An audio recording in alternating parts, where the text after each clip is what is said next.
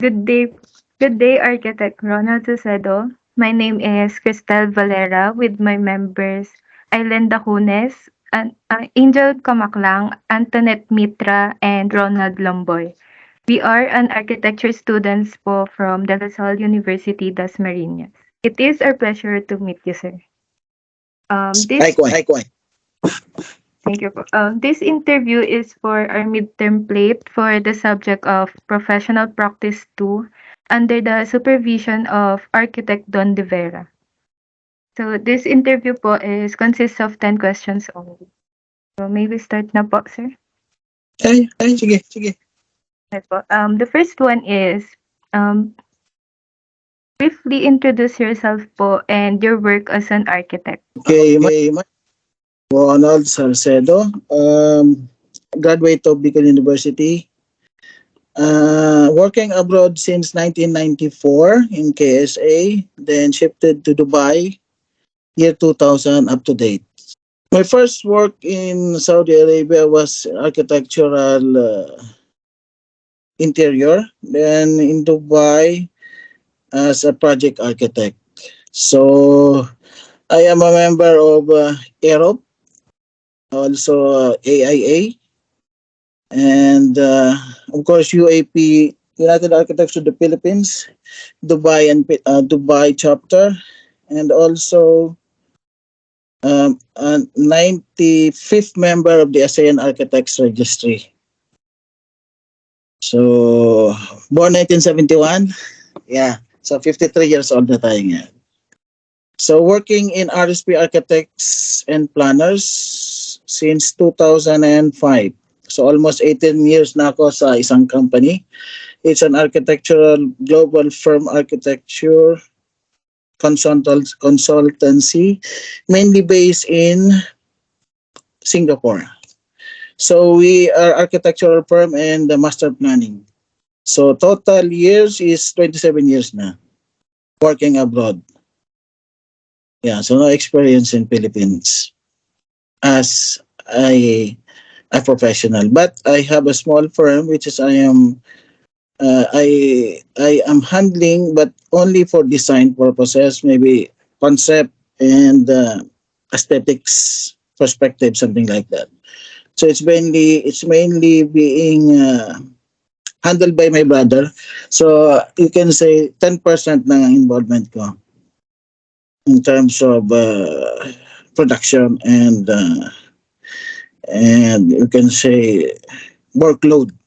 Throughout your career po, what are the different scopes in architecture have you worked on? Actually, marami kasi since we are a global firm, so kumbaga maraming scope. So it's kind of it's all around. Mayroon tayong residential, mayroon tayong master planning, vertical and horizontal projects, mga tawag nito, what you call this,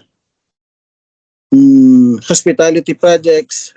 Actually, lahat na, meron din akong hospital. So, I think lahat na ng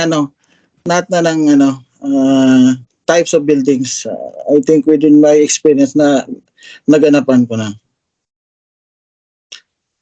Kasi dito naman kasi we don't dictate kung anong gusto namin. So since it's a firm, maraming pumapasok. So different clients. So we have to deal what is in front of us. Kumbaga, what comes is what we do.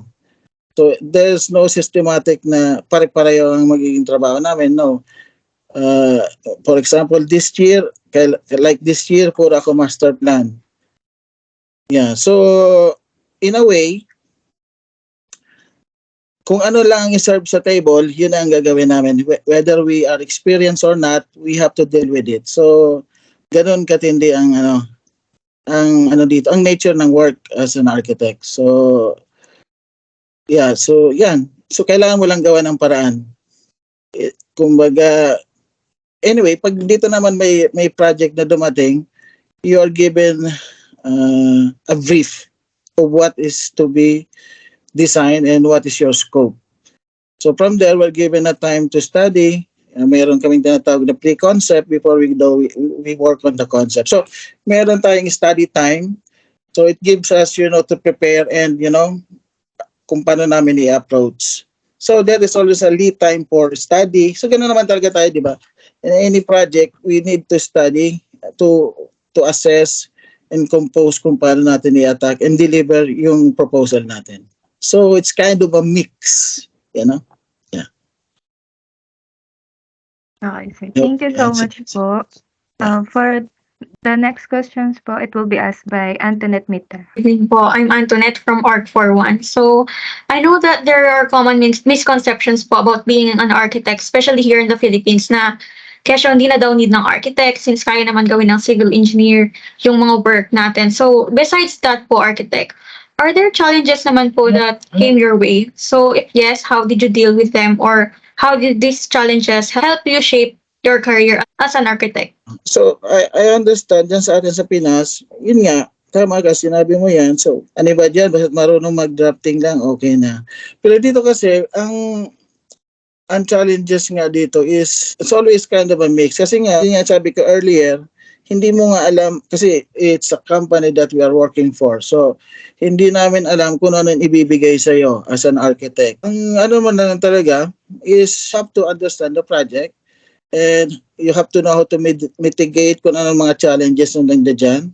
But what is always important is yung alam mo dapat yung context, alam mo dapat, kasi dito uso na kasi yung process na kumbaga yan nandiyan yung sustainable design, energy design, tapos yung integration ng technology, design technology, importante yon. Ngayon kasi more on AI na ngayon, so kailangan mo rin mag-adapt. Hindi mo rin, as an architect, hindi ka naman sponge na alam mo lahat, di ba? So, importante dito yung collaboration. So, kami, as a firm, same as an architect, meron din tayong mga tinatawag na collaboration. So, for example, for us, we do the design, and for example, sustainable design, meron din papasok.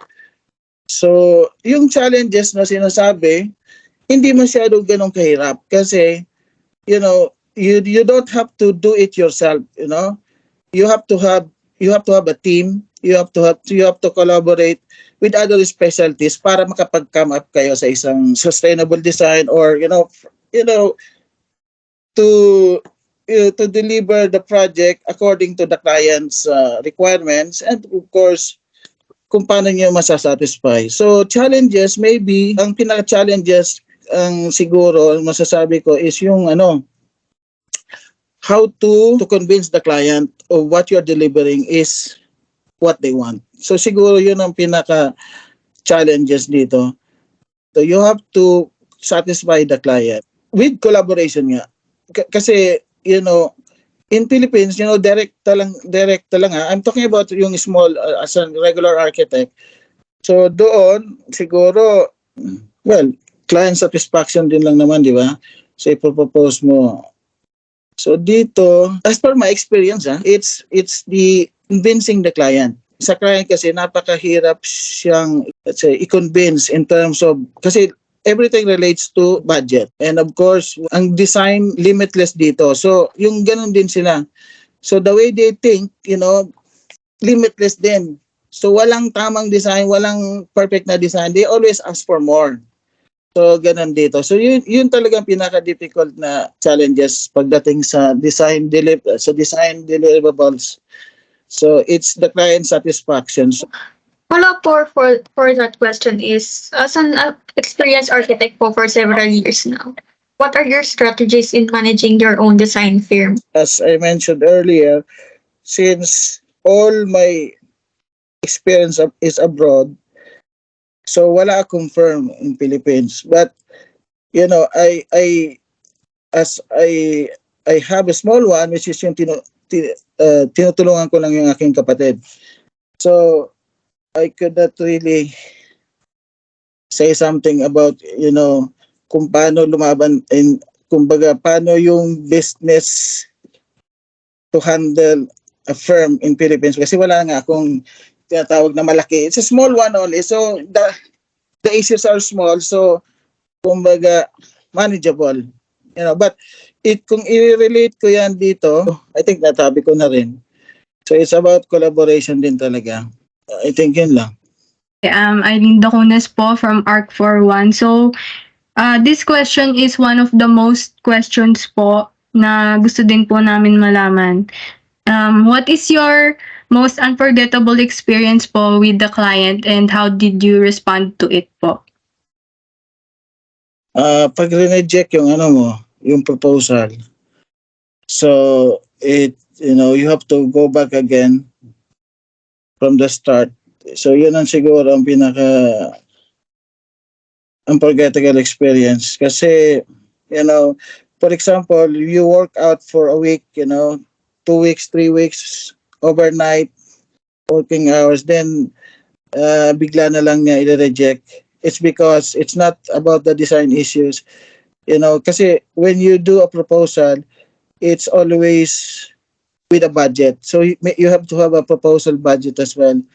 So everything goes well, suddenly it's cut down to budget. So you have to restart again. So yun ang pinaka frustration is there kasi you go along with everything, meetings and everything, all agreed. Suddenly, when you attach the BOQ in the proposed budget, suddenly it's bagsak. Yung ganang experience yung medyo talagang iniiwasan natin. Pero we had an experience. So, ang mitigation namin doon is, we always, at the start, we ask the we provide, let's say, here we deal with GFA. So, gross floor area.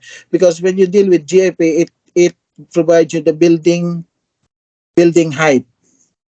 So, that is where the costing comes. So, ganun yon, BUA and GFA. So we always showcase, those what they call this base for them to have the first agreement para at least the way we base our design is according to budget. Because limitless kasi dito ang design eh. So infinity kumbaga. But then again, the issue is pagdating sa budget, umaatras sila. Maraming luxury type pero there are luxury ABC. Kumbaga trillion, billion, million. So yun ang mga budget. So simula nung na-experience namin yon, we did adapt something to mitigate and so that hindi na kami darating sa isang issue wherein all is agreed, effort is there, biglang budget constraint lang pala. So we have to again, rework. So yun na yung unforgettable experience namin. But then now hindi na namin na-experience yun kasi nga we first set a plan and a discussion for them to agree for the budget. Then from that pace we go. So yun. We know that COVID-19 has been rampant po this past years. And how did that affect po your career po as an architect? Actually, I did not do anything, but actually we learned something in addition to our workflow in design. So, ang pinaka I think memorable dito is yung adaptation nga ng technology sa tulad ng ginagawa natin ngayon. So, instead of maraming constraint, actually mas mabilis pa yung workflow namin that time because we don't need to meet up. So, we do everything by sketches. We send to the client, meeting 3 times a day. More of a learning process actually and, adapting technology. Kasi, yun nga, mas marami kaming natutunan. Actually, hindi namin nabibigyan ng importance yung mga meeting room, mga private rooms, yung mga ante-room, kasi katulad nga, di ba? Kung mayroong mga unprecedented pandemic nga tinatawag. So, before you go to a certain space, kailangan mo muna mga ante-room, mga washroom, mga ganyan. So, maraming nabigyan ng importance sa design, which is hindi natin masyadong iniintindi. Challenges, really, hindi masyado.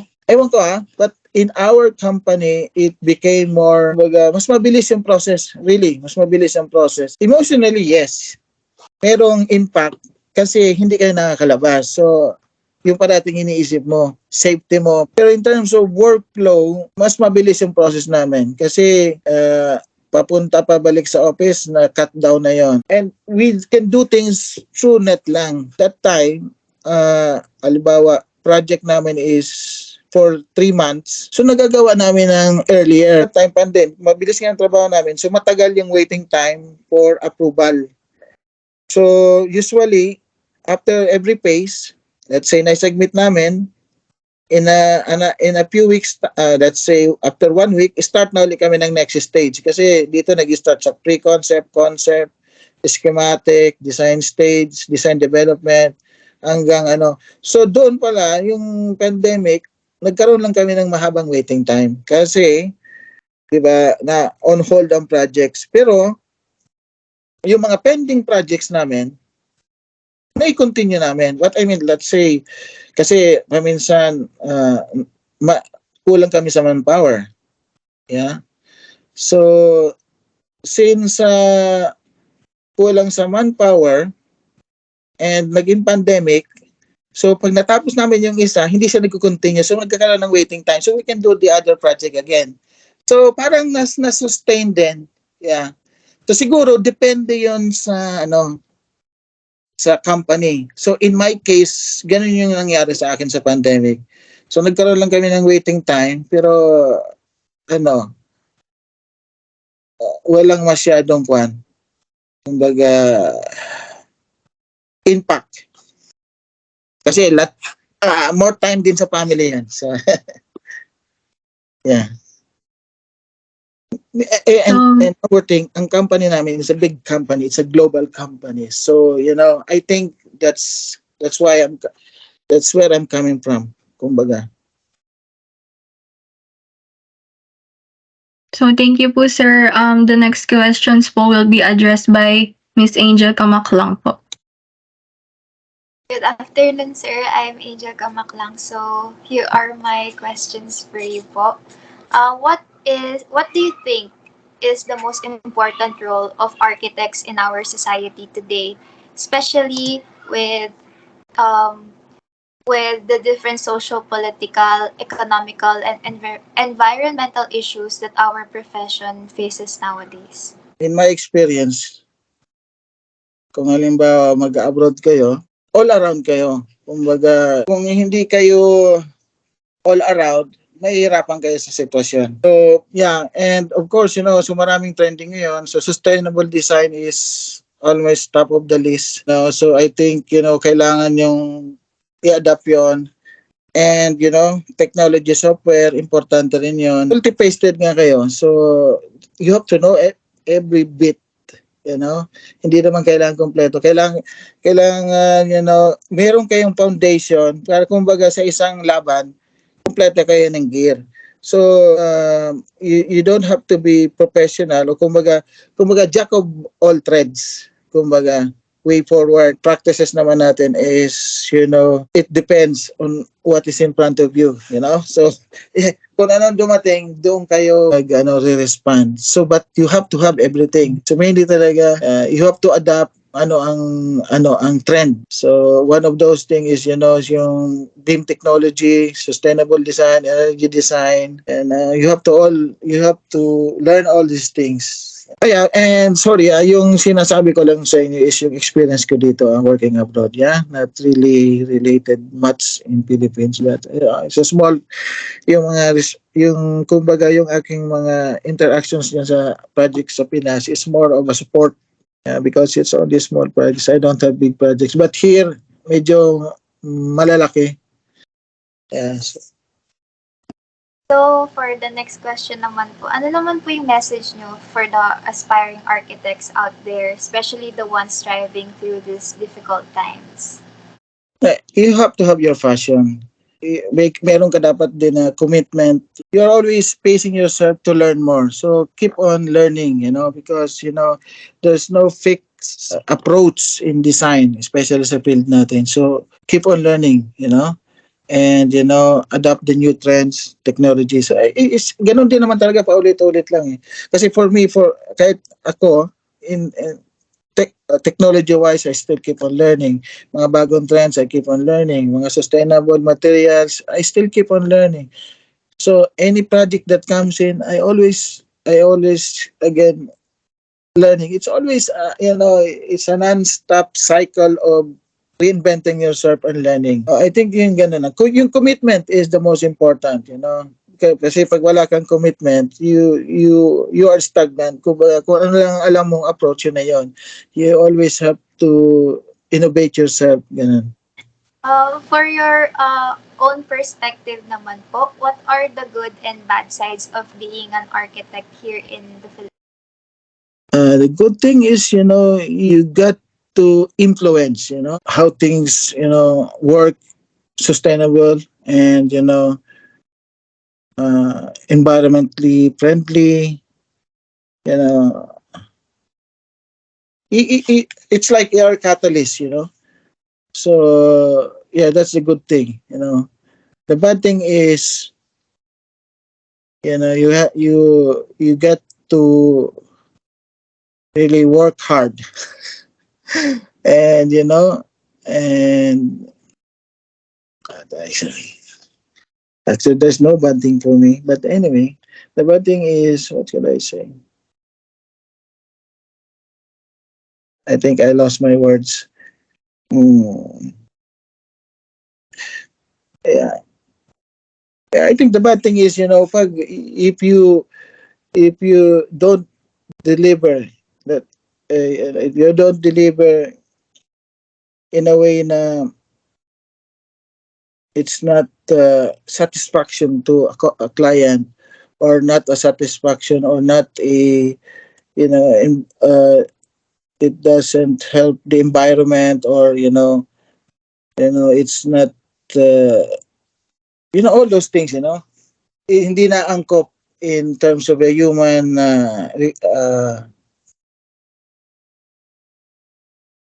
what do you call this? Sorry, I lost my words. Anyway, can I answer that in words? Okay lang po, sir. Uh, For the last question na po, what is your architectural philosophy? Frankly speaking, I don't have my philosophy, architectural philosophy. Maybe I could say I'm a minimalist, and yun lang. I think that's it. To write.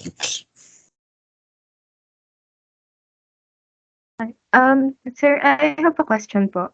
Do you recommend working abroad or Or kung pwede, para mag-gear up nyo yung skills nyo, magtrabaho muna kayo dyan ng 2 years, pero I do not recommend na magtrabaho kayo sa malalaking firm. Bakit? Sa malalaking firm kasi, dyan sa Pinas, bibigyan lang kayo ng task. Halimbawa, tagagawa ka lang ng doors, tagagawa ka lang ng pintuan. So, it's the other way around talaga kung gusto nyo ng experience. Small firms gives you a lot of scope. Nakuha mo? Kasi dito, why I suggest? Kasi pag graduate nyo at pumunta kayo ng, let's say, Dubai, kung ang alam nyo lang is limited to parts of a building workflow, mahirapan kayo dito. Kasi as a newbie, kailangan igagrab nyo yung opportunity kung ang available dito. So, kailangan versatile kayo. So, paano kaya architect ka nga, tapos ang expertise mo lang is door schedule, wala yun. Pero kung nabigyan ka ng opportunity, mayroon kang site experience, tapos lahat ng drawings, alam mo, simula, kahit plumbing hanggang sa, sa construction detail, yun ang the best. So, hindi mo yan makukuha sa malalaking firm. So, small firm, tsagaan nyo, mas malaki ang experience nyo. Then, kung tatanungin nyo ako na it's worth na magtrabaho dito sa abroad, of course, yes. Pero kung ang aim nyo is kung magkaroon kaagad kayo ng magandang living, diba? Kasi, all of us naman, kaya nag-aaral tayo is to have a good living. Depende kasi sa sitwasyon. Kasi katulad niyan, pag sinabihan, may mga estudyante rin na ano sila, marami silang kapital. So, immediately, bakit ka pa mag-abroad? So, automatic, dyan ka na sa Pinas kasi may budget ka eh. Kaya mong mag-business development to sell your product. Kumbaga, marami. So, magkaroon ka ng maraming time. Pero, if you are just, from my experience, kasi katulad ako, we are not really born with riches, you know. So, talagang regular lang kami. So, if we don't study, wala kami. So, if ganun kung tatanungin mo, of course, yes, of course, abroad. You know, but kasi dito talaga ang dali ang pera. So, kumbaga sumasahod ka dyan ng 50K, dito 300. Di ba? So, ang layo. Isang taon mo dyan, baka 2 buwan lang dito. So, nakita mo.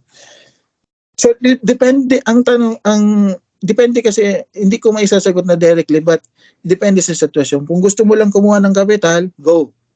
Kung may kapital ka, okay ka na dyan. Diba? Kasi it really depends on what you have, you know? So, pwede rin na ang reason ko bakit dito sa abroad kasi, diba, infinite ang design, walang constraint. So, at least makakairoon ka ng experience, diba? So, pag meron ka niya, di mas lalong mag-sharpen pa yung strategy mo and design-wise. So, hindi kong pwedeng masabing go ka sa abroad. It depends. But you know, pero kung gusto mo agad good living, dito ka sa abroad. Kung gusto mo kagad mag-experience, dito ka sa abroad. But then again, pinaka-basic is kailangan mo muna mag-experience sa Pinas. Kasi pag dito ka naman magtatrabaho, mas advantage yung marami kang profile na ipapakita. Hindi yung newly graduate ka lang, mahirapan ka. Not unless naman din, katulad ako, may anak din akong architecture. So, inaantay ko lang mag-graduate siya, ipapasok ko siya sa company ko, resign na ako. So, kung may mga ganun scenario, why not, di ba? So, it really depends. In general, I can say, kung i-recommend ko, for the money, yes. You know? Abroad talaga. Kasi pwede ka naman muna mag-capital, then uwi ka dyan. Yeah. Pero once na nasanay ka na, baka mahirapan na kayong umuwi. Kasi siyempre, masaya ka na eh. Your income ka eh. Diba? So yun. Actually, mahirap sumagot ng ganun kasi baka mamaya kung sisisihin mo eh. Diba? So it's something that you have to understand. Kung may kaya ka, may kapital ka, ibuhos mo na yan dyan. Kasi napakahirap magtrabaho abroad. Kasi pag nasanay ka na dito, mahirapan ka nang umuwi. So yun. Katulad na ko, 1994. Imagine, nag-uwi ako ng every 3 years. Yung last na uwi ko, 99. Tapos, nag-Dubai na ako. Tapos yun na, every 2 years uwi ko or 1 year. Diretso na. So, yun. Kasi, marami ako dyan kaibigan. Actually, mga nasa UAP, mga elders na. But then again, you know, yung networking about projects, wala ako. Kasi, I may have many friends there, pero in the profession, pero hindi na mga kakompetensya mo yun eh. I'm talking about, you know, halimbawa, kung may kaibigan ka sa isang lugar, mayor, mga gano'n, magbibigay sa'yo ng project, why not? Diba? So, wala ako noon. Though I have the skills and everything, kaya kong gumawa ng plano from start to finish, but sino magkakapital? Sinong gagawa ko? Wala. So, those are the factors na kailangan yung pag-isipan. Yeah? So, yeah. But working abroad is really good in terms of money and experience architecture. Ano pa? Sige. Kahit hindi na not in your scope na what do you need to know, you know? Para at least na 4th year na kayo, 5th year nyo, alam nyo nang gagawin nyo. Ano pa ang pwedeng itanong nyo? But okay, in your profession, ngayon pa lang, because the trend here is AutoCAD is like most likely phasing out na. So, kailangan nyo mag-focus kayo sa uh, BIM technology. So, Revit, isa yan. ArchiCAD, isa din.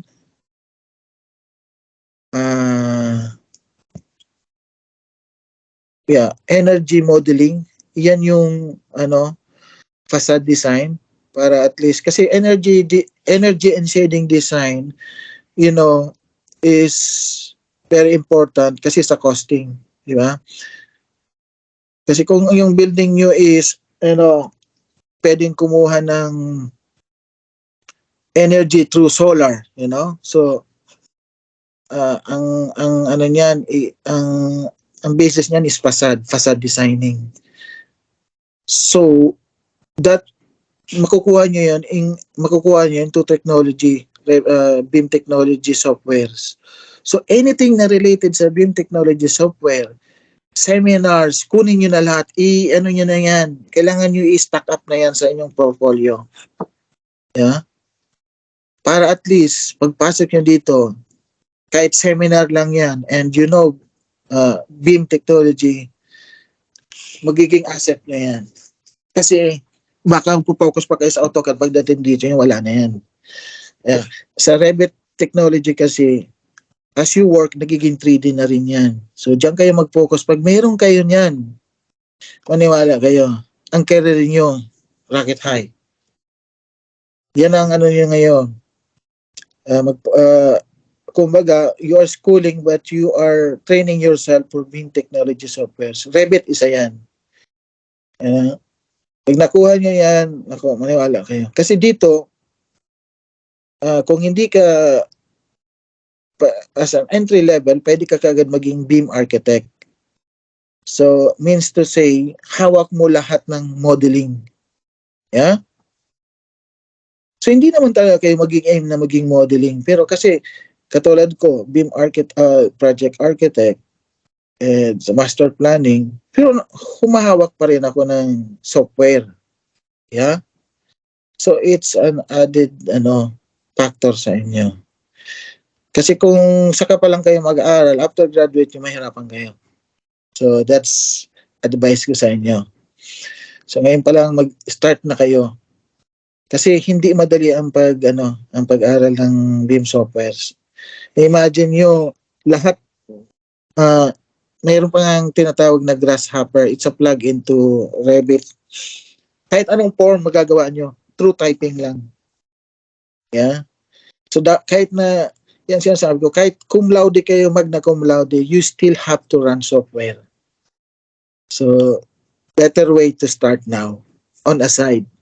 Yeah? And try to practice one project na nagawa ninyo. So, for example, gumawa kayo ng housing, so ipasok kayo yung sustainable design. Kasi, sa sustainable design, actually naman, ang process naman dyan is within the vicinity, yun ang pinaka-importante. So, yung replacement ng materials, eco-friendly siya, yun lang naman yung basic components niyan. Pero, pag in-adapt mo yung sa software yon, may mga table kasing pwedeng maging output. Specs na ilalagay na rin dyan. Yung specs ng isang wall, ng glass, na ilalagay na rin doon. So, pag alam niyo yung software na yon, pwede kayo maging specs writer, BIM modeler. Pwede pa kayo maging energy facade design specialist. Kasi everything is through software na. AutoCAD will slowly pace. Kasi kami dito, hindi na kami nagsasagwit ng CAD in municipality. So, it's all now Revit and in cloud. Yeah? So, yun ang suggest ko sa inyo. Kahit na you are into design, you still have to run through BIM technology software because that's the trend. Yeah? If you're working abroad. Without this, dyan lang kayo sa level na mababa. Because there are hierarchy. Utusan ka lang or ikaw mag-uutos. Diba? So, ganun yun eh. Pag hawak mo ang alas, you can do everything. Tsaka, yung career growth, mas mabilis. Pero mo ikaw nagko-coordinate sa isang project, so you know how to use the software. Hindi naman kailangan may ikaw mag-model, pero kung marunong ka rin mag-model, at least you know you can lessen your work. So yun ang ganun. So yan palang pinaka ano ko, pinaka suggestion ko sa inyo. You know? So be ready for BIM technology software. You have to start now because it's the new trend that will come in, you know? By the time na ka mag-graduate kayo, yun ang hihingin sa inyo. Kasi kami noon, nung nag-graduate kami, wala kaming ano. So we learned AutoCAD abroad in the 90s, 94. You know? So every year, keep on learning kami. So nag-adapt din kami sa bagong software. Pero kung kayo, as a graduate, magamit nyo na yan. And of course, kasi marami tayong ano sa architecture, di ba? Marami tayong pwedeng puntahan as graduate ng architecture. So pwede rin kayo sa project management. So pag project management naman, kailangan naman marunong kayo sa MS Project. It's, you know, it's a time frame of the project. So you do the scheduling.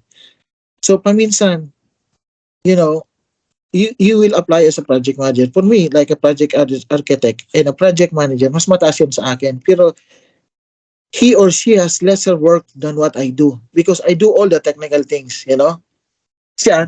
Kung sino man siya lang nagmamanage ng project, you know. But that's an architect as well, you know, because you have to know the construction sequence, the drawing sequence. So, project management software din. MS Project, napaka-importante yan. It's a timeline of the project. And ikaw yung boss. Kasi you also dictate yung project timeline. Kasi, let's say, nag-budget dyan ng 2 billion. So, that 2 billion, ilalagay mo sa spreadsheet yun. From start to finish, from design to construction. So, ikaw yung kumbaga, tawag nito, pinaka-heart ng design. So, nakita mo yun? By just knowing that software, you know? So, MS Project, you know, paka-importante yan. So, kung sino man sa inyo mag-excel sa MS Project, you know, for sure, kayo ang pinaka-boss, big boss sa isang firm na mapapasukin niyo. Yeah? So, yun, pwede na pala yun. So, yun pala ang pinaka-advice ko. That is in reality, you know? I think all over. Kasi dito, we are working on IBC, International Building Code. So we cover British and American. You know? So kahit saan kami ipalo with our technical experience, kaya namin. Kasi global yung ginagamit natin na code. Yeah. So yan. Kaya nga, ako hindi pwede mag-jury. Kasi pag nag-jury ako, pag in-apply ko ang building code, International Building Code, maraming iiyak. Kasi yun ang hindi nako-cover masyado sa atin because we do the workflow.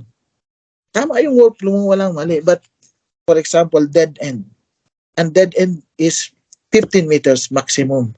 Kung may dead end kang gano'n na corridor, hindi naman sa atin masyado na ano yan eh. Kasi siyempre, you concentrate in the design, but pag nag-detail na tayo sa FLS, marami akong makikita which is I did not know before, na nakuha ko lang through experience. Yeah. So yun ang I think the best na may offer ko sa inyo to prepare yourself, you know, on the sideline. Because you really have to, you know, you have to gear up para magkaroon kayo ng magandang future and magandang living, kumbaga. Yeah? So yun. Pwede na kayo mag-start right away. Kung gusto nyo, you have to have the skills, basically. Yeah?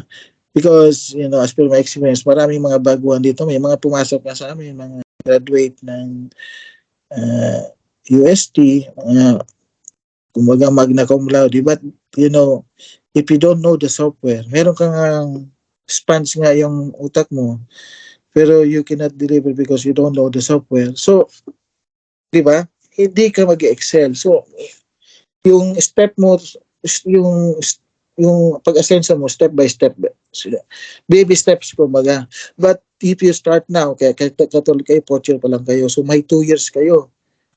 Di-develop niyo yung skills niyo dyan. So, tapos magkaroon pa kayo ng 2 years na experience dyan sa Pinas. Nako, pag mandirigma na kayo, by the time you work talaga, So yun lang. I hope nabigyan ko kayo ng magandang tip. Thank you so much, sir, for the timely and informative talk. If there's no more questions to our speaker, then we will proceed to the awarding of certificate po. No, it's okay. No need. No need. Ayan po.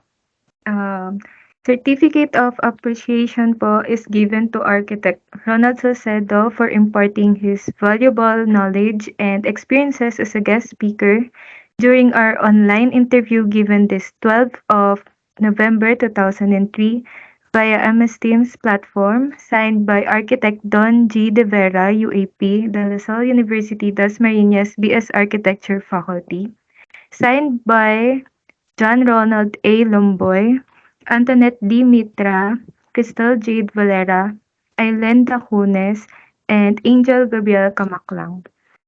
Again po, we would like to thank all our dear speaker, Architect Ronald Salcedo, for your valuable contribution and for giving us this wonderful opportunity to learn and have a new experience. Thank you so much po, sir. Thank you then. Thank you so much po. Okay. Thank you very much. Thank you po, sir. Thank you Thank you po, sir. Thank you po, sir. Thank you. Thank you then.